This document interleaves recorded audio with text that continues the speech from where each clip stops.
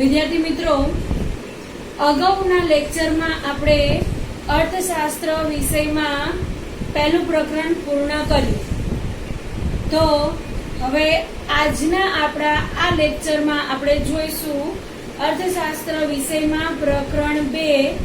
તો પ્રકરણ 2 છે આપણું કે મૂળભૂત ખ્યાલો અને સંકલ્પનાઓ.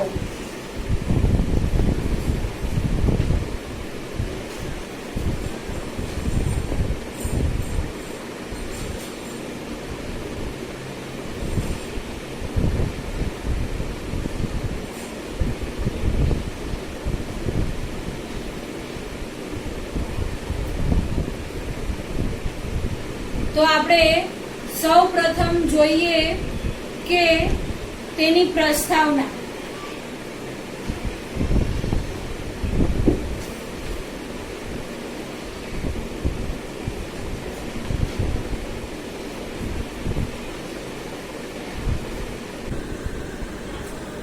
આપણે જોઈએ સૌ પ્રથમ પ્રસ્તાવના.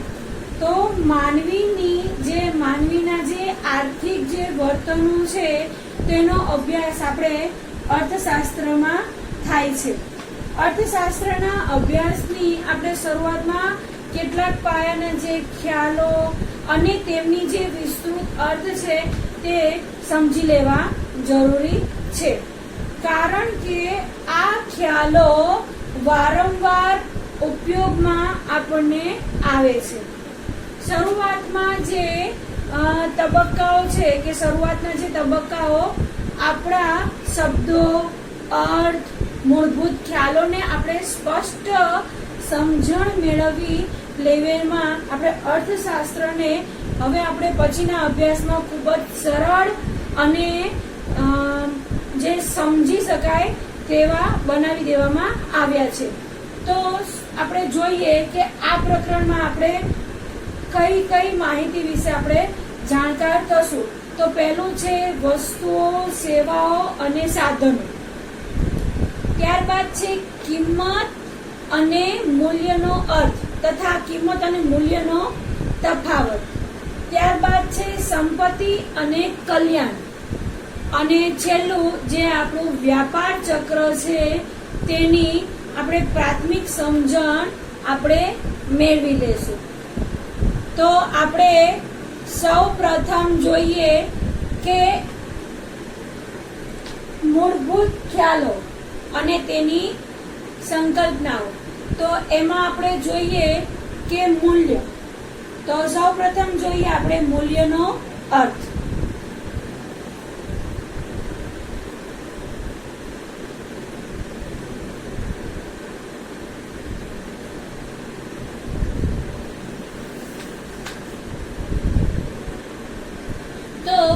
એક વસ્તુના બદલામાં કે અન્ય વસ્તુ આપણે કેટલા એકમ મળશે કે તેનું પ્રમાણ આપણે જે તે વસ્તુનું મૂલ્ય દર્શાવે છે.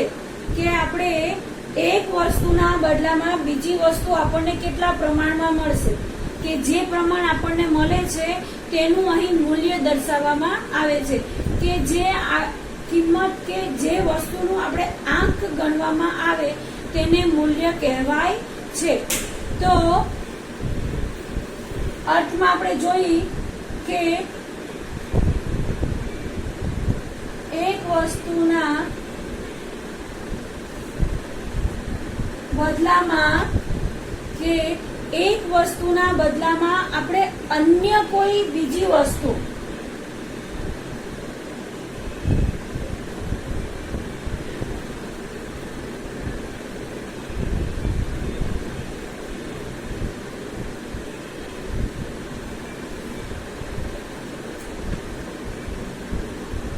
અન્ય વસ્તુ આપણને કેટલા મળશે તેનું પ્રમાણ કે તેને પ્રમાણમાં આંકવામાં આવે તેને મૂલ્ય કહેવાય. તો આ આપણો મૂલ્યનો અર્થ તરીકે આપણે જાણીએ તો એમાં મૂલ્યના બે અર્થ થાય છે કે પહેલું ઉપયોગિતા મૂલ્ય, ત્યારબાદ છે વિનિમય મૂલ્ય.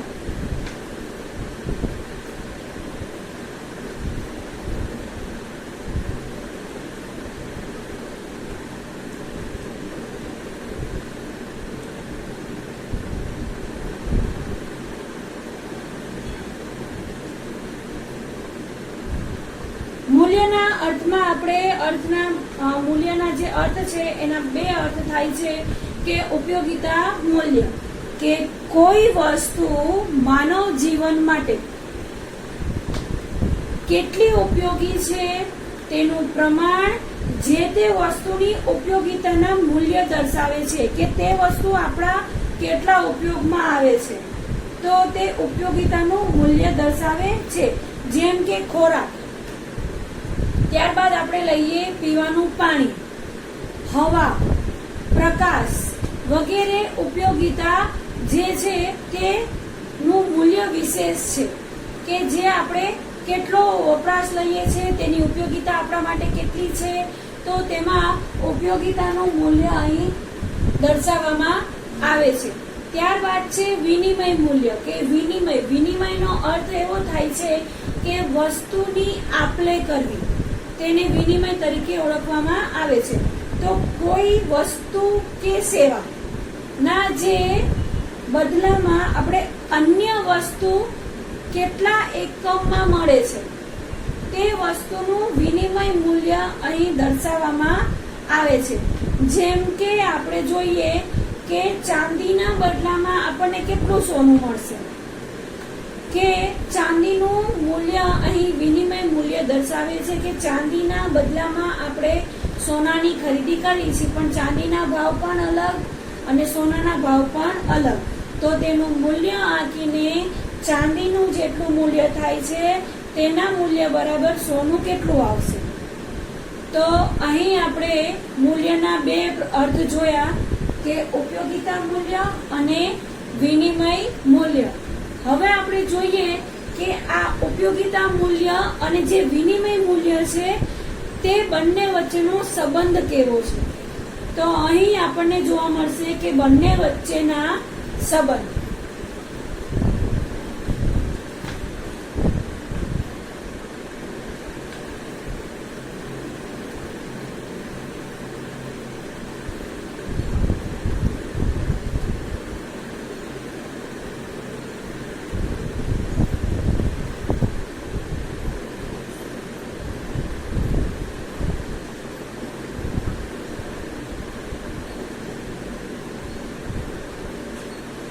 તો હવે આપણે જોઈએ કે ઉપયોગિતા મૂલ્ય છે અને વિનિમય મૂલ્ય છે તે બંને વચ્ચેનો આપણે સંબંધ જોઈશું.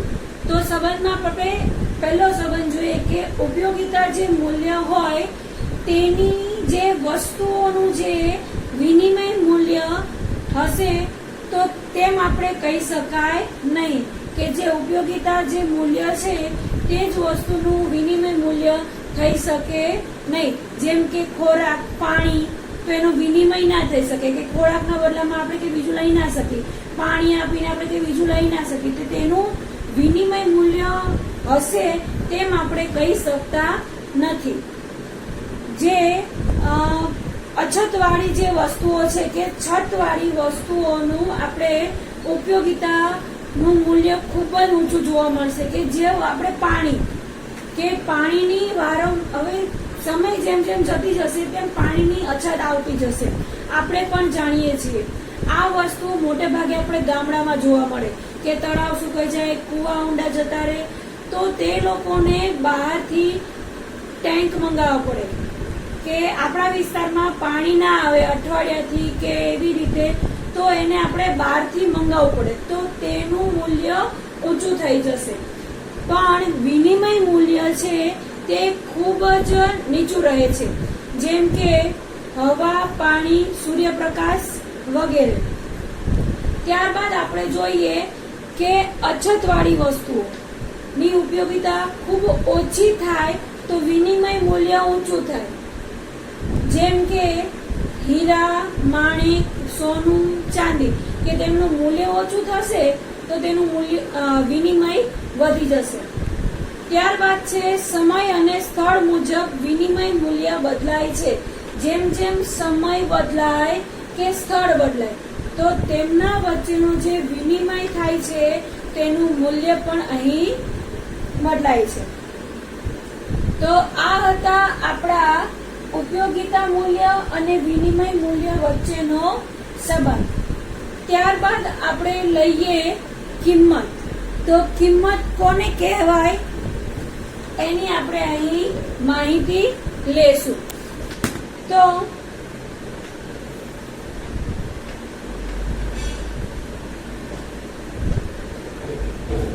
કિંમત અને આ મૂલ્ય.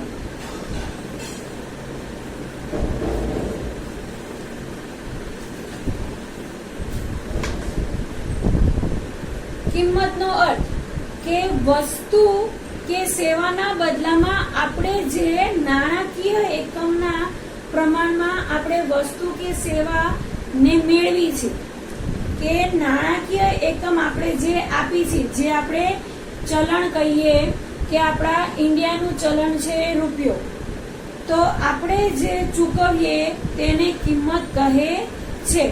તો તે વસ્તુની કે સેવાની કિંમત તરીકે આપણે ઓળખાય છે. જેમ કે ડોક્ટરની ફી, આપણે ડોક્ટર પાસે જઈએ, એમની આપણી સારવાર કરાવીએ તો એમની તબીબી જે સારવાર આપણને મળે છે તેના બદલામાં આપણે ડોક્ટરને ફી ચૂકવશું. આપણે ટીવી ખરીદવા જઈએ તો ટીવી ખરીદી તો એક વસ્તુ આપણી પાસે આવે છે, તો ટીવીનું જે કિંમત હોય તે આપણે કિંમત ચૂકવીશું. તેવી જ રીતે આપણે અનેક ઉદાહરણો આપણને ખબર છે કે વસ્તુ લેવા જઈએ કે ખરીદી કરવા જઈએ તો નાનામાં નાની આપણે પેન્સિલ લેવા પણ જઈએ તો પણ તેની આપણે કિંમત ચૂકવવી પડે છે. જેવી વસ્તુ તેવી તેની કિંમત. તો મૂલ્ય જે તે વસ્તુ ઉપર નક્કી થાય છે. તો અહીં કિંમતનો અર્થ થાય છે કે વસ્તુ કે સેવાના બદલામાં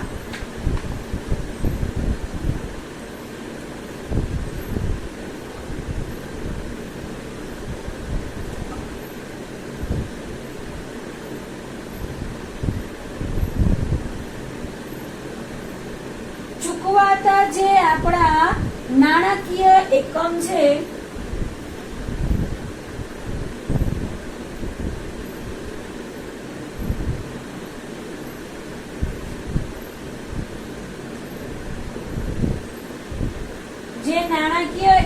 છે તેના પ્રમાણને આપણે વસ્તુ કે સેવાની કિંમત તરીકે ઓળખીશું. પ્રમાણને તે વસ્તુ કે સેવાની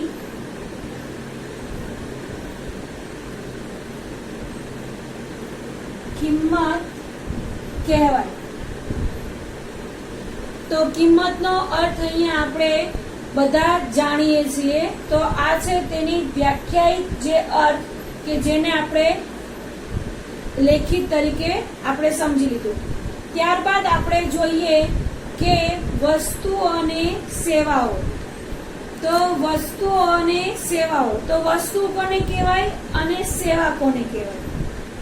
તો જે ભૌતિક સાધનો છે કે ભૌતિક જે બાબતો દ્વારા માણસની જરૂરિયાતોને સંતોષે છે, કે માણસની જે જરૂરિયાત હોય તેને સંતોષવા માટે ભૌતિક વસ્તુઓ જે છે તેને આપણે વસ્તુઓ કહે છે.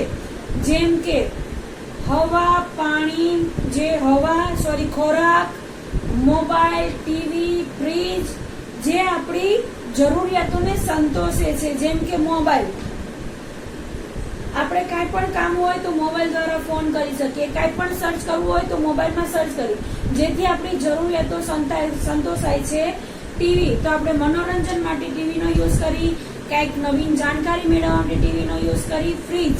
ફ્રીજનો ઉપયોગ આપણે ઉનાળામાં ઠંડા પાણી કે કંઈક ઠંડી વસ્તુ માટે તો ફ્રીજનો ઉપયોગ કરી. તો એ આપણી જરૂરિયાત છે કે મોસમ પ્રમાણે આપણી જરૂરિયાત બદલાય છે. ચોમાસામાં આપણી જરૂરિયાત છે છત્રી, રેનકોટ, તો એ આપણી જરૂરિયાત થઈ કે ચલો આપણે ઘરની બહાર નીકળવું છે, તો ચોમાસામાં આપણે નીકળવું હોય, વરસાદમાં પલળવું ના હોય, તો એના માટે આપણે રેનકોટની જરૂરિયાત ઊભી થઈ, છત્રીની જરૂરિયાત ઊભી થઈ. એવી જ રીતે આપણે બીજી મોસમ લઈએ ઉનાળામાં, તો ઉનાળામાં આપણે રેફ્રિજરેટર કે જેને આપણે ફ્રીજ કહીએ, તો ફ્રીજથી ઠંડા પીણા આપણે મળે. ત્યારબાદ આપણે આવે છે ઉનાળામાં એસીની જરૂરિયાત ઊભી થાય. શિયાળામાં આપણે ગરમ ગરમ કપડાં, શાલ, ટોપી, તો આ બધા ઋતુ પ્રમાણે આપણી જરૂરિયાતો ઊભી થાય છે. તો એવી રીતે આપણી જે જરૂરિયાતોને સંતોષવા માટે જે આપણે ઉપયોગ કરીએ તેને આપણે વસ્તુ કહેવાય છે.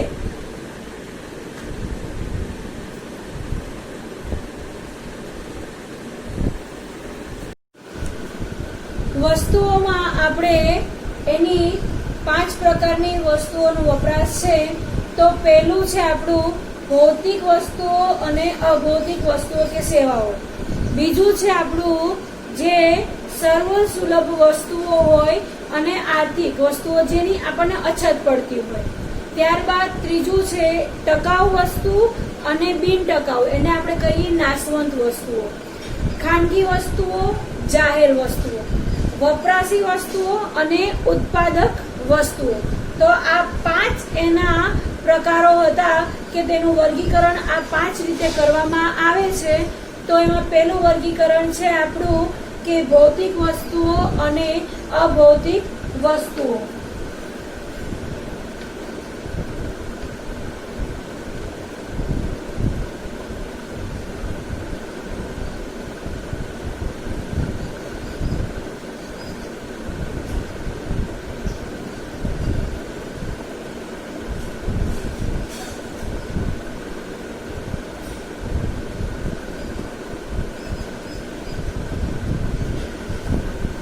અભૌતિક વસ્તુઓ અને સેવાઓ.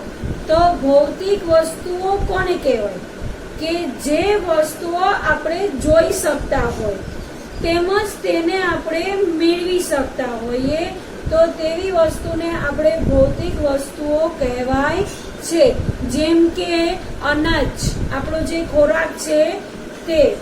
ત્યારબાદ છે જે વપરાશી વસ્તુઓ છે તે, ફર્નિચર લઈએ કે એવી વપરાશમાં આપણી વસ્તુઓ આવતી હોય કે ફ્રીજ, ટીવી, પંખા, જે આપણે વપરાશની જે વસ્તુઓ છે તે વસ્તુઓ, તેને આપણે ભૌતિક વસ્તુઓ કહેવાય કે જેનો આપણે વપરાશમાં લઈ શકીએ છીએ, તે વસ્તુને આપણે જોઈ શકીએ છીએ. તો ભૌતિક વસ્તુઓ આપણે જોઈ.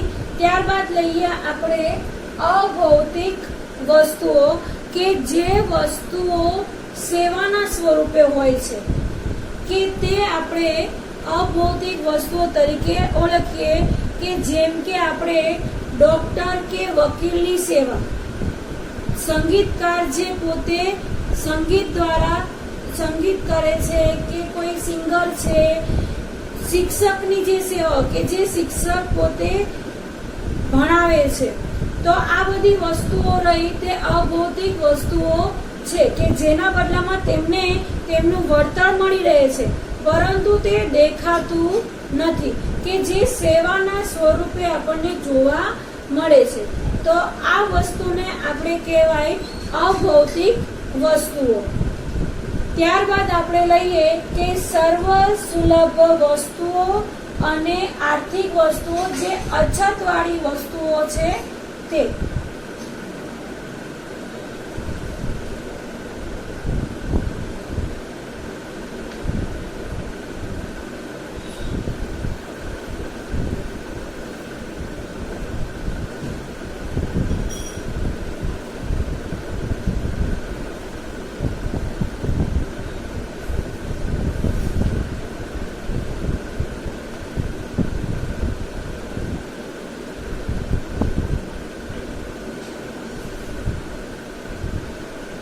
તો સર્વ સુલભ વસ્તુઓ કે જે વસ્તુ કે સેવા છે તેના પુરવઠા ઉપર કોઈ પણ અંકુશ ન હોય, અને તે વસ્તુ કે સેવા જ્યારે જેટલા પ્રમાણમાં જોઈએ ત્યારે આપણને તે મળી રહેતી હોય તો તેવી વસ્તુને આપણે સર્વ સુલભ વસ્તુઓ કહેવાય છે. કે પાણી, કે જે પાણી આપણને મળી રહે છે. સૂર્યપ્રકાશ આપણને સવારથી આપણને મળી રહે છે.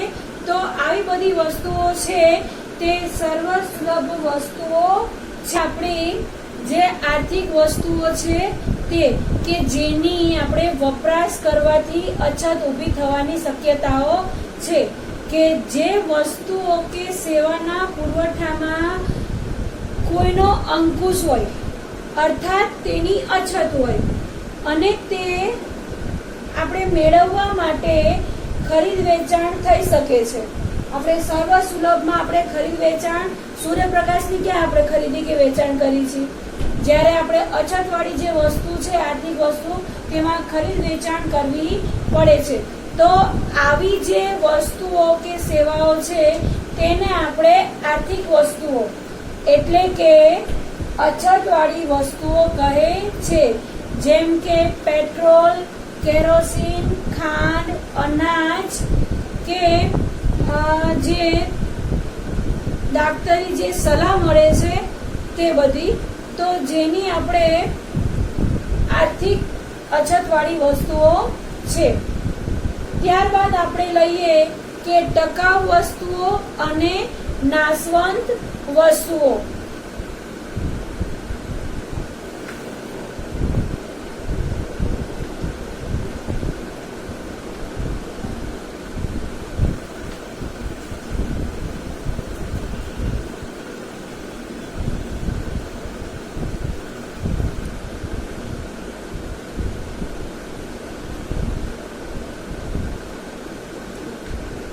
અહીંયા આપણે જોઈશું કે ટકાઉ વસ્તુઓ અને નાશવંત વસ્તુઓ. કે આપણે ટકાઉ વસ્તુઓ કોને કહેવાય અને નાશવંત વસ્તુઓ કોને કહેવાય. કે જે વસ્તુઓ આપણને લાંબા ગાળા સુધી ઉપયોગી રહી શકે અને જે ટકી શકે તેને આપણે ટકાઉ વસ્તુઓ કહીએ છીએ. કે જેમ કે કપડાં, ફ્રીજ, ટીવી કે આપણે એક વખત કપડાની ખરીદી કરી લીધી હોય તો આપણે 2 થી 3 વર્ષ સુધી તો લાંબા ગાળા સુધી તે વસ્તુ ટકે. ફ્રીજ તો એક વખત ફ્રીજની આપણે ખરીદી કરી તો તેમ દર મહિને આપણે ફ્રીજ નવું નથી ખરીદતા. તે લાંબા ગાળા સુધી ટકી રહે તેવી વસ્તુઓ છે. ત્યારબાદ છે ટીવી. તો આ જે વસ્તુઓ છે તે ટકાઉ વસ્તુઓમાં સમાવેશ થાય છે. ત્યારબાદ છે નાશવંત વસ્તુઓ. કે જે વસ્તુઓના વપરાશ આપણે વપરાશમાં ન લો તો લાંબા ગાળા સુધી તે ઉપયોગમાં રહેતી નથી. કે તે નાશવંત વસ્તુઓ છે. જેમ કે દૂધ, ફળો, બ્રેડ, બિસ્કિટ. તો એ બધી વસ્તુઓ છે તે નાશવંત વસ્તુઓ છે કે જેનો આપણે ઉપયોગમાં લેવો પડે. જો ઉપયોગ ના કરીએ તો તેનો બગાડ થાય. તો આ જે વસ્તુઓ છે તે આપણી નાશવંત વસ્તુઓ છે.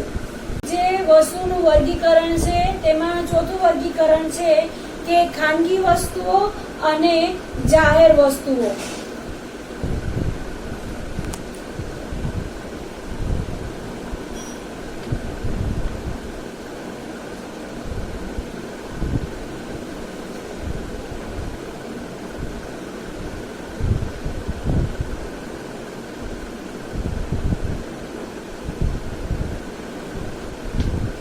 તો ખાનગી વસ્તુ કોને કહેવાય અને જાહેર વસ્તુ કોને કહેવાય.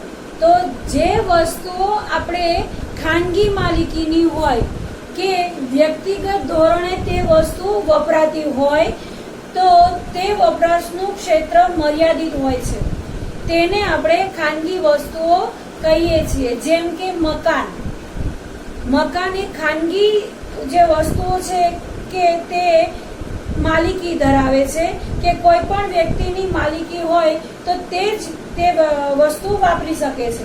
ત્યારબાદ લઈએ આપણે સ્કૂટર.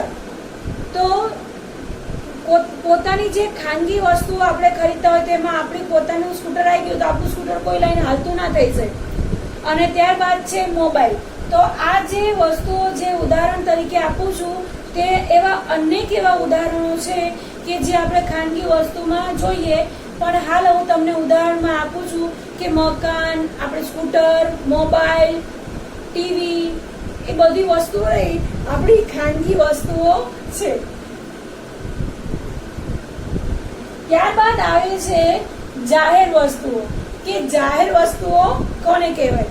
કે જે વસ્તુઓ આપણે સામૂહિક કે સરકારની માલિકી હોય અને તેનો વપરાશ સામૂહિક ધોરણે થતો હોય કે તેનું વપરાશનું ક્ષેત્ર વિશાળ હોય, તો તેવી વસ્તુને આપણે જાહેર વસ્તુઓ કહીએ.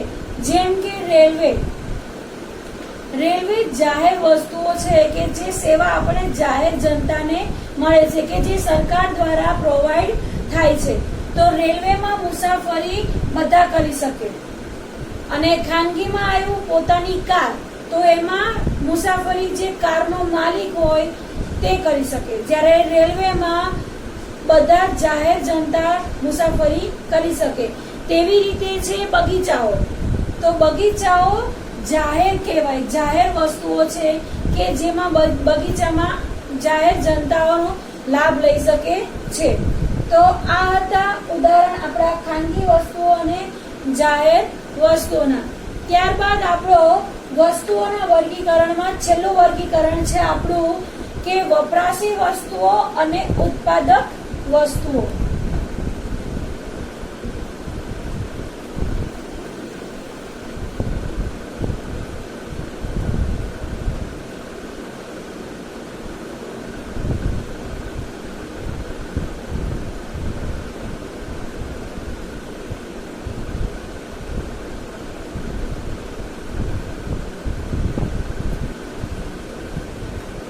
આમાં કહેવાય કે વપરાશી વસ્તુઓ કોને કહેવાય અને ઉત્પાદક વસ્તુઓ કોને કહેવાય? કે જે વસ્તુઓ સીધી જ આપણને પ્રત્યક્ષ રીતે વપરાશ દ્વારા જે જરૂરિયાત સંતોષે છે તેવી વસ્તુઓને આપણે વપરાશી વસ્તુઓ તરીકે ઓળખશું. જેમ કે કપડાં, કે જે કપડાં આપણી સીધી જરૂરિયાત સંતોષે છે. ત્યારબાદ લઈએ ખોરાક. તો આ જે વસ્તુઓ છે તે વપરાશી વસ્તુઓ છે. તો બીજું છે ઉત્પાદક વસ્તુઓ, કે જે વસ્તુઓનું ઉત્પાદન ક્રિયામાં આપણે ભાગ લઈ તૃષ્ટિગુણનું સર્જન કરવામાં આવે છે.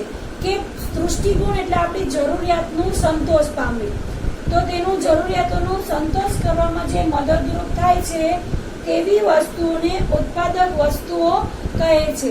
જેમ કે આપણા ખેતીના સાધનો, ટ્રેક્ટર કે ઉત્પાદનના જે યંત્રો છે તે આપણા ઉત્પાદક વસ્તુઓ તરીકે ઓળખાય છે. તો ત્યારબાદ લઈએ વસ્તુઓ શીખી લીધા બાદ આપણે લઈએ સેવાઓ.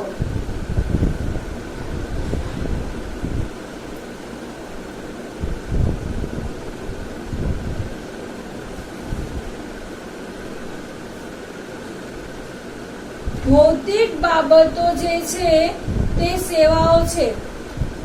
અભૌતિક બાબતો રહી તે આપણી સેવાઓ ગણાય. જેમ કે કોઈ વ્યક્તિને જિજ્ઞાસા હોય કંઈક જાણવાની, કંઈક નવું શીખવાની, તો તેને સંતોષ આપવાનું જે કાર્ય શિક્ષણ છે. તો શિક્ષણ એ સેવા છે. ડોક્ટર જે તબીબી જે સારવાર કરે છે તો એનું જ્ઞાન છે, જે જ્ઞાન પોતે આપે છે કે ના આનો ઈલાજ આ થાય, આપણને ચીંધે છે, આપણે દવા લેવી ત્યારબાદ આપણને સારવાર મળે, તો તે છે સેવા. તો સેવાઓનો અર્થ થાય છે કે માનવીની જે માનસિક જરૂરિયાતો છે તેને સંતોષવા માટે જે સેવાઓ છે, જેમ કે જ્ઞાન, જિજ્ઞાસા, જે શિક્ષણની જે સેવાથી સંતોષાય છે, પરંતુ તે વિભિન્ન હોય છે. તો સેવાઓ આપણે ટૂંકમાં કહીએ કે ફી મેળવીને જે સેવા આપવામાં આવે છે, કે ડોક્ટર આપણને સેવા આપે, કોઈ શિક્ષક સેવા આપે, તેનું જ્ઞાન પૂર્ણ કરે, આપણી જિજ્ઞાસા સંતોષે, તો તેને આપણે સેવા તરીકે ઓળખીએ છીએ. ત્યારબાદ આપણા ચેપ્ટર 2 ની અંદર પોઈન્ટ છે સંપત્તિ અને કલ્યાણ.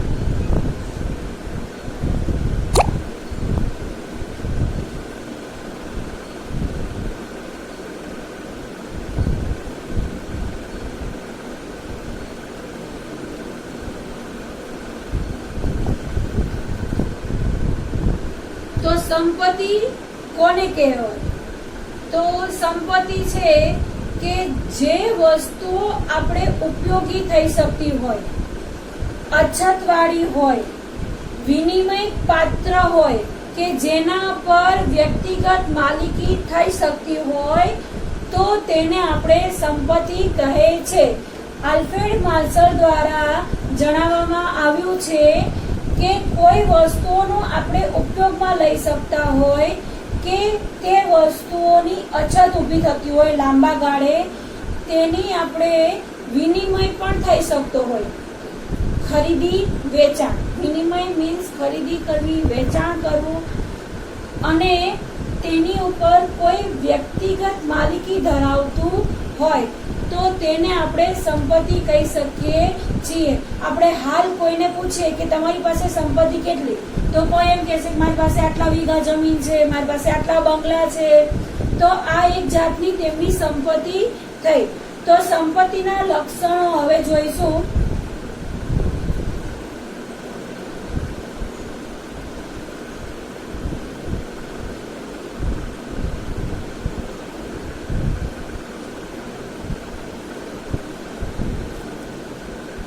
સંપત્તિના લક્ષણો કે તે સંપત્તિ ઉપયોગમાં આપણે લઈ શકીએ છીએ.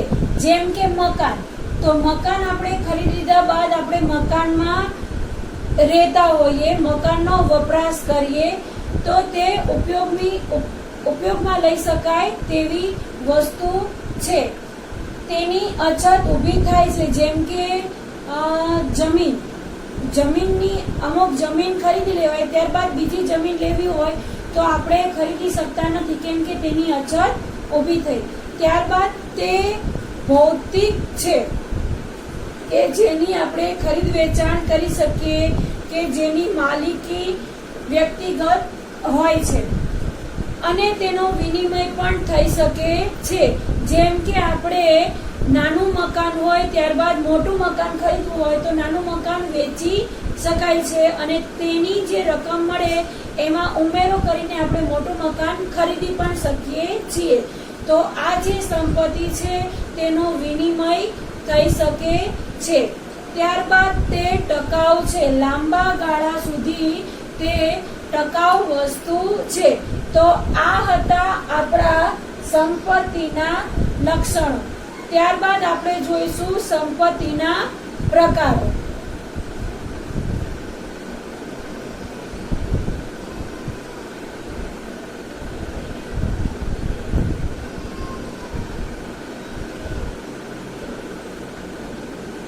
સંપત્તિના પ્રકારો, તો પ્રકારોમાં છે પેલું વ્યક્તિગત જે સંપત્તિ હોય, વ્યક્તિગત માલિકીની જે સંપત્તિ હોય તે, ત્યારબાદ જે સામાજિક સંપત્તિ હોય તે, ત્યારબાદ રાષ્ટ્રીય સંપત્તિ અને આંતરરાષ્ટ્રીય સંપત્તિ. આમ સંપત્તિના 4 પ્રકાર પડે છે. તો વ્યક્તિગત સંપત્તિ એટલે માલિકી અને વપરાશી જે વ્યક્તિગત હોય છે તે, કે જે વપરાશમાં આપણે લઈ શકતા હોઈએ. ત્યારબાદ સામાજિક સંપત્તિમાં તે સમાજ સમૂહ દ્વારા જે સંપત્તિ થતી હોય તે. રાષ્ટ્રીય સંપત્તિ કે જેની રાષ્ટ્રીય માલિકી હોય, અને આંતરરાષ્ટ્રીય સંપત્તિ કે જેની માલિકી આંતરરાષ્ટ્રીય હોય તેવી. આવા સંપત્તિના પ્રકાર 4 પડે છે. આપણે આ લેક્ચરમાં જોયું કે પ્રકરણ 2 ની શરૂઆત કરી, તેમાં આપણે જે મૂલ્ય છે કે જે કિંમત છે તેનું આપણે બંનેનું વિનિમય મૂલ્ય અને જે ઉપયોગી મૂલ્ય છે તે વચ્ચેનો સંબંધ જોયો. ત્યારબાદ કિંમત વિશે જાણ્યું. કિંમતમાં વસ્તુઓ જોઈ. વસ્તુઓમાં આપણા પડે છે ભૌતિક, સર્વસુલભ, અભૌતિક ને આર્થિક ને ટકાઉ, નાશવંત, ખાનગી, જાહેર, વપરાશી, ઉત્પાદક. ત્યારબાદ આપણે સેવાઓનો અર્થ જોયો. ત્યારબાદ આપણે સંપત્તિ અને કલ્યાણ કે જેમાં સંપત્તિના આપણે લક્ષણો જોયા, સંપત્તિના પ્રકાર જોયા. તો હવે આપણે આગળના લેક્ચરમાં આપણે કલ્યાણ વિશે જાણીશું, કલ્યાણનો અર્થ જોઈશું. ત્યારબાદ આપણે જે છે સંપત્તિ અને કલ્યાણ વચ્ચેનો સંબંધ જોઈશું. ત્યારબાદ ઉત્પાદનના સાધનો છે તેની માહિતી લઈશું. તો આ લેક્ચર આપણે અહીં કમ્પ્લીટ કરી અને આગળના લેક્ચરમાં પ્રકરણ 2 માં આગળ વિસ્તૃતથી સમજીશું.